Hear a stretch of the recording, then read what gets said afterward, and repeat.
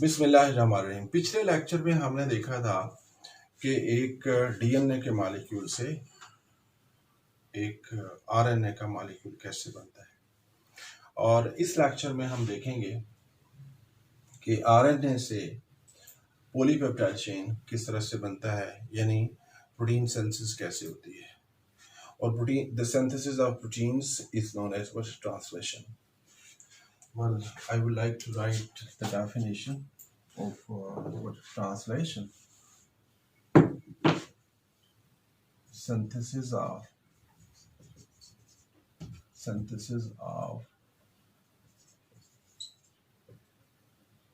a polypeptide chain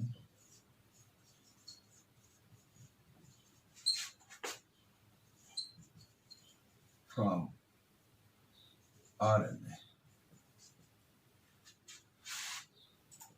is called translation.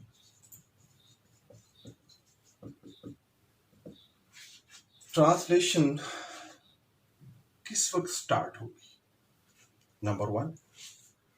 और translation होने के लिए क्या क्या चीजें चाहिए होती हैं। So I would like to name it what the translation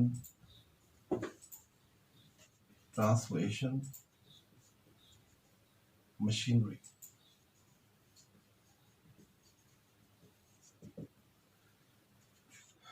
We need what? Messenger RNA, which include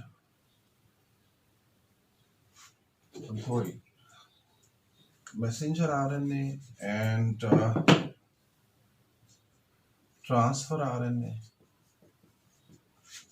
and ribosomal RNA plus enzymes। हमें ये मशीनरी चाहिए होती है। अब स्टार्ट कैसे होता है या स्टिमुलस क्या होता है? व्हाट इज द स्टिमुलस के अब प्रोटीन्स बननी है। आप अगर कभी किसी मेडिकल स्टोर जाएं या किसी बड़े डिपार्टमेंटल स्टोर में जाएं, तो वहाँ पर आप जाते हैं और जो वहाँ पर उनके जो रिप्रेजेंटेटिव होते हैं वो खड़े होके आपसे पूछते हैं, जी आपको क्या चाहिए। इसी तरह से जब एक सेल से, here is what, suppose this is a cell and इससे ये इसका हम बड़ा करके एक्सैचुरेटेड इसका न्यूक्लियस बनाते हैं।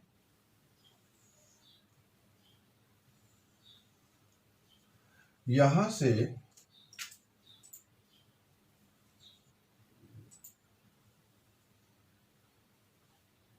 ट्रांसक्रिप्शन होती है और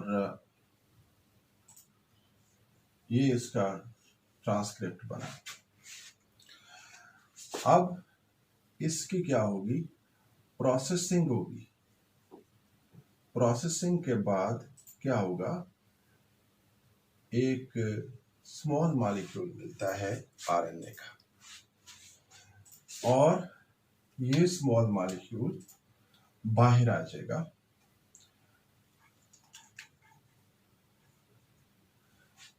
आपको ट्रांसक्रिप्शन में ये पढ़ चुके हैं कि इसके आगे कैप होता है, कैप ऐड किया जाता है और इसके एंड पे टेल होती है।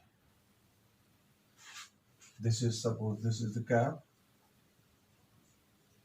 This is what the tail. ये है एक्चुअल मैसेज, ये वाला जिसने पॉलीपेप्टाइड चेन बनाना है। जब ये बाहर आ जाता है तो हम इसको मैसेंजर आरएनए कहते हैं। सॉरी, जब ये यहां पर होता है तो इस वक्त हम इसको न्यूक्लियर आरएनए कहते हैं, या हम इसको हेट्रोजीनियस न्यूक्लियर आरएनए भी कह सकते हैं। You can call it what, heterogeneous nuclear RNA. Okay, इसमें भी एक माइनर सा डिफरेंस है, लेकिन इस वक्त हमारा उसके साथ कोई ताल्लुक नहीं है, वो ट्रांसक्रिप्शन में हम डिस्कस कर चुके हैं। जो मैसेंजर आरएनए है इसका होना लाजमी है। मैं इसको और वाज़ेह कर देता हूं। ये हम मैसेंजर आरएनए का कलर हम चेंज कर देते हैं ताकि आपके लिए इजी हो डिफरेंशिएट करना। ये सिंगल स्ट्रैंडेड है और ये डबल स्ट्रैंडेड है। ये इसका कैप है, ये ग्रीन कलर में जो मैंने बनाया ये इसका टेल है, और ये ब्लैक जो है ये वो ट्रांसक्रिप्ट है जिसने बाहर जाना है, तो ये मैसेंजर आरएनए कहलाएगा। ये जो मैसेंजर आरएनए है जो ही ये बाहर आता है तो ये स्टिमुलस होता है किसके लिए, अमाइनो एसाइल टीआरएनए बनने के लिए। आप जानते हैं ट्रांसक्रिप्शन में आप लोग पढ़ चुके हैं कि जो आरएनए होते हैं ये 3 किस्म के होते हैं, मैसेंजर आरएनए, ट्रांसफर आरएनए और राइबोसोमल आरएनए। हर अमाइनो एसिड को, एक स्पेसिफिक अमाइनो एसिड को कोडान के पास लाने के लिए हम इस मॉलिक्यूल को हमने बड़ा कर दिया है। ये देखिए यहां से लेके यहां तक, ये इसके एंड पे क्या होगा, टेल होगी। Here is what, the tail. यहां पर इसका क्या होता है, इस जगह पर इसका हेड होता है या कैप होता है। सो जब ये मैसेंजर आरएनए बाहर आता है तो ये स्टिमुलस होता है। Suppose this is what the messenger RNA. ये आते ही जो आरआरएनए है वो उसको पता चलता है कि अब प्रोटीन सिंथेसिस होनी है। आरआरएनए सॉरी जो ट्रांसफर आरएनए है वो आरआरएनए और मैसेंजर आरएनए इन तीनों का रोल होता है जिससे पॉलीपेप्टाइड चेन बनता है। ट्रांसफर आरएनए का क्रूशियल रोल होता है। कैसे, इसने डिसाइड करना है कि कौन सा अमाइनो एसिड लाना है जो यहां पर दिए हुए कोडान के मुताबिक है। यहां पर दिए हुए कोडान के मुताबिक ये न्यूक्लियोटाइड्स आपस में एक न्यूक्लियोटाइड दूसरा तीसरा 1 2 3 1 2 3 इस तरह से 3 न्यूक्लियोटाइड मिलके ये एक कोडान बनाते हैं। ये आप लोग पहले ट्रांसक्रिप्शन में और जेनेटिक कोड में पढ़ चुके हैं। ट्रांसफर आरएनए की जो स्ट्रक्चर है ये इंतहाई टेक्निकल होती है। इसका जो 5 प्राइम एंड है ये और 3 प्राइम एंड ये स्पेसिफिक होते हैं। 3 प्राइम एंड एक्चुअली जुड़ता है किसके साथ, अमाइनो एसिड के साथ। Here is what the hydroxyl group, and this hydroxyl group give the chance to have the reaction with what the amino acid. Carboxyl side जो होती है वहां से ये रिएक्ट करता है। इसका एक जो लूप है इसको हम टी साई लूप कहते हैं। एक लूप को हम डाई हाइड्रोयूरिडीन लूप कहते हैं या डी लूप भी सिंपली कहते हैं, और एक को एंटाइकोडान लूप कहते हैं क्योंकि इसके ऊपर एंटाइकोडान होता है। ये वाला इसको हम क्या कहते हैं, स्टाम्प कहते हैं।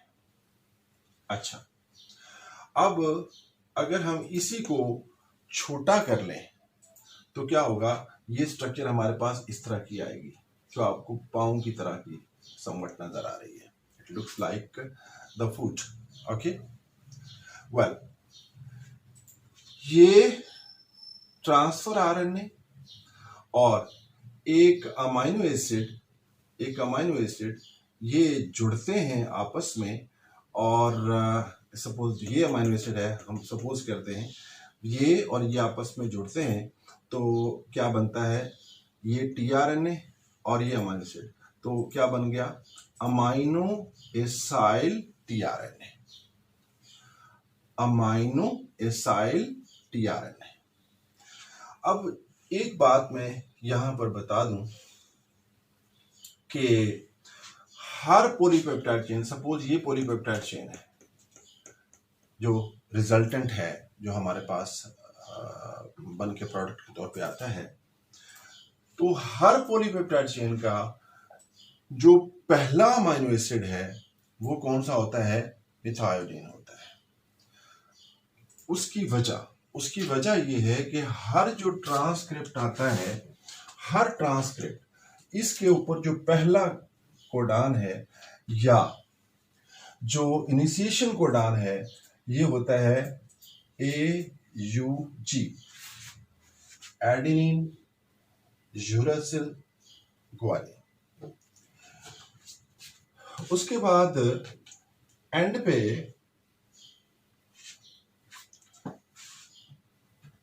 जो कोडान्स होते हैं हम उनको स्टॉप कोडान्स कहते हैं या टर्मिनेशन कोडान।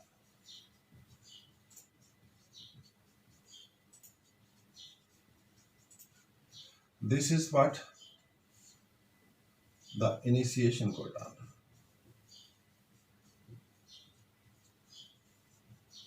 Okay. अब अगर ये इनिशिएशन कोडान है तो इसके पास आना है अमाइनो एसिड कैरिंग टीआरएनए, जिसको हमने क्या बोला था, amino acyl tRNA. Amino acyl tRNA मैंने आपको बताया कि एक तरफ न्यूक्लियोटाइड है और दूसरी तरफ क्या है, अमाइनो एसिड है। अब ये एक सवाल पैदा होता है कि अमाइनो एसिड का कौन सा हिस्सा, अमाइनो एसिड के आपको पता है कि एक होता है उसका मिथाइल ग्रुप होता है और या अल्काइल ग्रुप होता है, दूसरा उसका कौन सा होता है, अमाइनो ग्रुप होता है, एक उसका क्या होता है, अल्फा कार्बन होता है, और यहाँ पर क्या होता है, कार्बोक्सिल ग्रुप होता है। Suppose here is what the carboxyl group. Okay, अब ये जो कार्बोक्सिल ग्रुप है यहां पर इसका OH 3 प्राइम एंड है। अब क्या होगा, यहां पर एक रिएक्शन होता है, ये वाटर बन जाएगा और जो बचता है वो सूरत हाल होती है ये।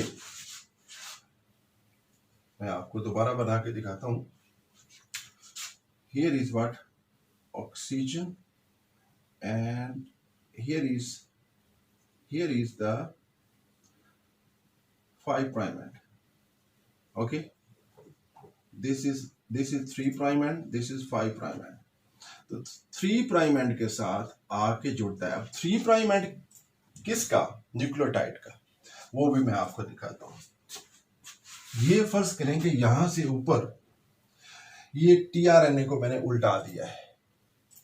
अब टीआरएनए को मैंने जब उल्टाया तो उसका जो 3 प्राइम एंड है ये वाला, ये 3 प्राइम एंड है इसका, ठीक हो गया। ये आके जुड़ता है किधर,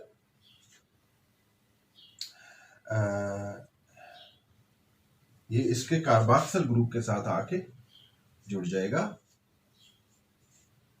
यहां पे। ओके, ये कार्बोक्सिल ग्रुप और ये बन गया अमाइनो एसाइल टीआरएनए। आपको पता ही है कि एसाइल बॉन्ड कौन सा होता है, कार्बन, ये एक तरफ कार्बोक्सिल ग्रुप है, ऑक्सीजन है और फिर कार्बन, तो हम इसको क्या कहते हैं, अमाइनो, ये इसका अल्काइल ग्रुप, अमाइनो एसिड का अमाइनो एसाइल tRNA, इसको हमने उल्टा दिया हुआ है। ओके, अगर आपको यहां तक समझ आ गई है तो अब हमने फर्ज किया, हम वापस चलते हैं उधर। ये फर्ज करें कि ये पहला, अगर वो जो tRNA है जिसने पहले कोडान पे आना है, जिसको हम इनिशिएशन कोडान कहते हैं, तो ये वाला अमाइनो एसिड कौन सा होगा? यकीनन मिथायोनिन होगा। ओके, AUG को आप लोग पढ़ चुके हैं कि AUG किसको कोड करता है? मिथायोनिन को। अब ये अमाइनो एसिड tRNA और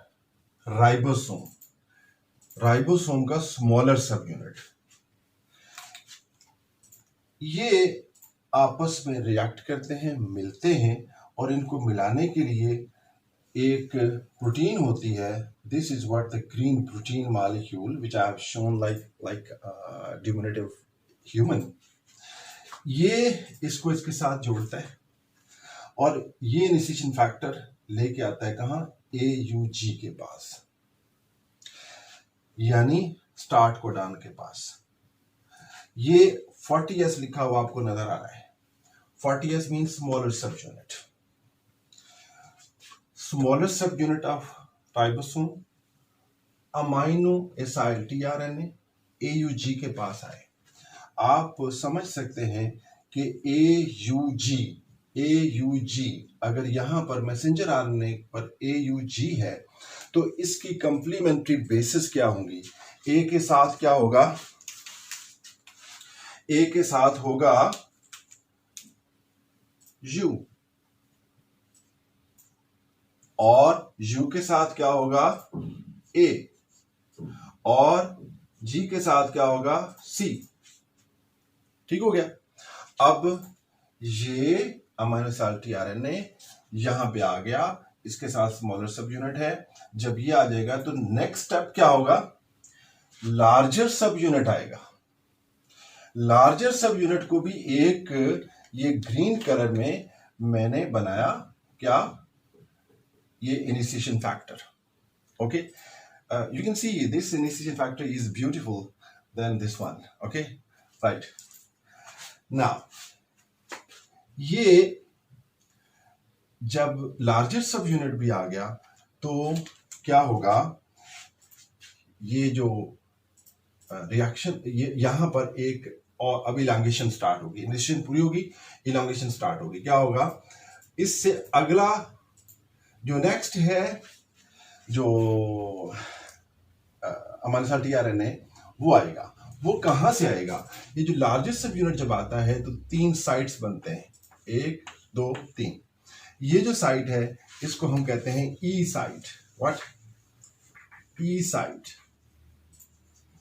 जो ये वाला है इसको हम कहते हैं P site. This is what? The P site. और ये वाला जो है इसको हम कहते हैं A साइट, ये वाला। ओके, A साइड से जो नेक्स्ट हमारे साथ tRNA है वो दाखिल होगा। जो E साइट है यहां से जो पहले लेके आया था ट्रांसफर RNA वो बाहर निकल जाएगा, इसको हम एग्जिट साइट भी कहते हैं। P साइट को पॉलीपेप्टाइड साइट भी कहते हैं। और यहां पर क्या होगा? रिएक्शन होगा। ये जो नेक्स्ट अमाइनो एसिड tRNA है, हम सपोज करते हैं इसका ग्लाइसिन है, और जो पहला था वो क्या था? मिथायोनिन था। ओके, मिथायोनिन था।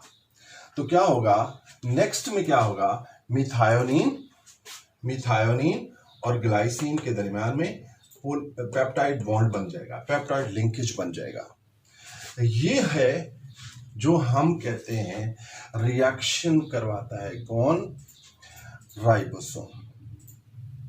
लेकिन राइबोसोम यूं ही नहीं, स्पॉन्टेनियसली नहीं, विदाउट एनी कंट्रोल नहीं ये बना सकते, बल्कि नेचर ने, कुदरत ने ये एक सिस्टम रखा हुआ है और कोड्स रखे हुए हैं कि वो कंट्रोल्ड रिएक्शंस करें।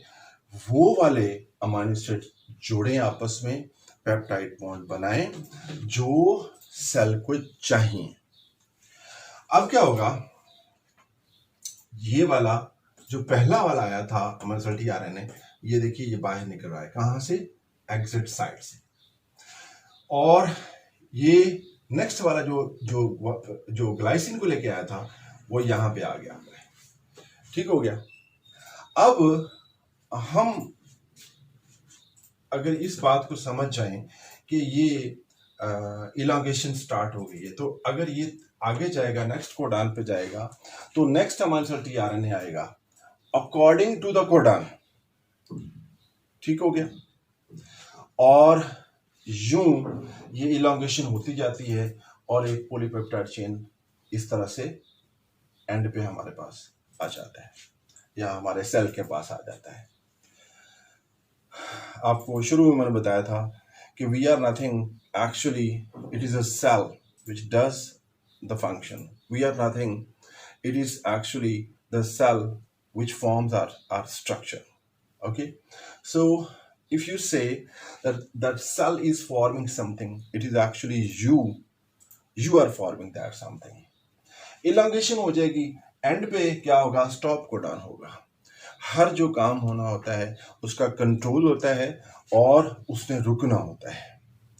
सो स्टॉप कोडान पे क्या होगा, ये प्रोटीन सिंथेसिस रुक जाएगी और यूं इनिशिएशन, आप इसको समराइज कर सकते हैं कि पहले इनिशिएशन होती है, फिर इलोंगेशन होती है और फिर टर्मिनेशन होती है, और यूं ये सारा प्रोसेस मुकम्मल हो जाता है।